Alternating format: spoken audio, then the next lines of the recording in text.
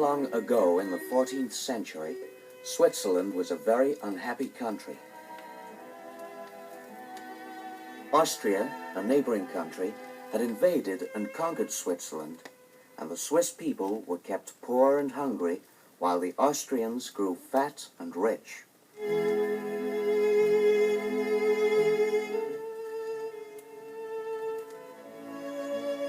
Cruelest Austrian of all was a man called Gessler, who ruled the city of Altdorf. To humiliate the townspeople, he placed a large pole with a golden feathered hat on the top of it, right in the marketplace, as a symbol of the Austrian conquerors. Gessler decreed that no citizen could pass this pole without kneeling and bowing humbly before it.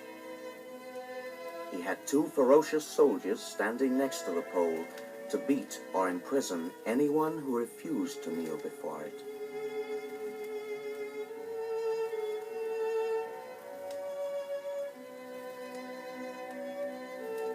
A few miles away from Altdorf, there lived a hunter named William Tell. He was loved and respected by all, and was famous for his marksmanship with a crossbow. With a single arrow, he could bring the fastest mountain goat down, darting among the rocks a great distance away. But William Tell longed for freedom, as did all his countrymen. They waited for the day that the conquerors would be driven from their homeland. One day, William Tell went to visit a blacksmith in Altdorf to get steel tips for his arrows. Walter, his eldest son, went with him.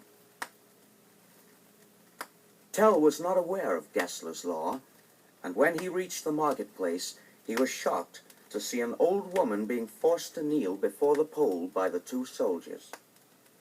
Grasping his son's hand, he proudly walked past the pole without kneeling. The soldiers ordered him to kneel, but he refused. "I kneel only before God," he declared. Naturally, Tell and his son Walter were arrested for this disobedience and taken to see the tyrant Gessler. When the soldiers told him what had happened, Gessler was impressed by the courage of the hunter. "Who are you, hunter?" he asked. "My name is William Tell, and this is my son Walter," Tell replied. "Aha," said Gessler, "I've heard of you. You're reputed to be the best bowman in Switzerland. Well, hunter, I shall give you a chance to prove your skills with the crossbow. Your son shall be tied to a linden tree in the courtyard, and an apple shall be placed on his head. You will stand 100 paces away, and with 1 arrow only shoot the apple off your son's head with your crossbow. If you succeed, I shall set you both free." Tell, bursting with anger at Gessler's cruel order, cried, "Kill me if you will, but spare my son." "I'm not afraid, father," said Walter. "I want you to show these Austrians how fine Swiss marksmanship really is." The preparations were made according to Gessler's plan. Walter was tied to the tree in the courtyard, and an apple was placed on his head.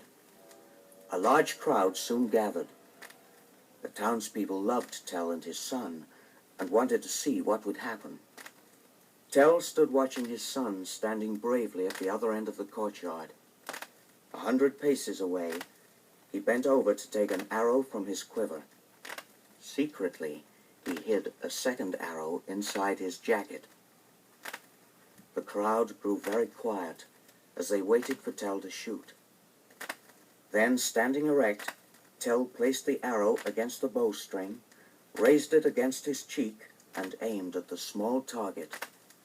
Suddenly, the arrow swished through the air and hit the apple on Walter's head.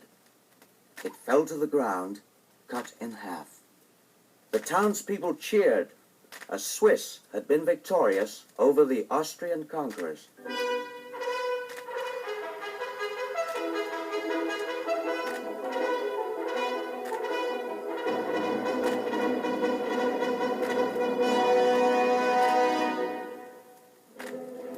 As Tell and his son stood before Gessler, the second arrow fell from under his jacket to the ground.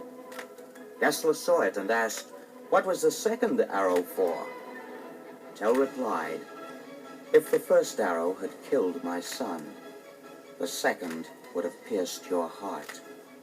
I have never missed twice."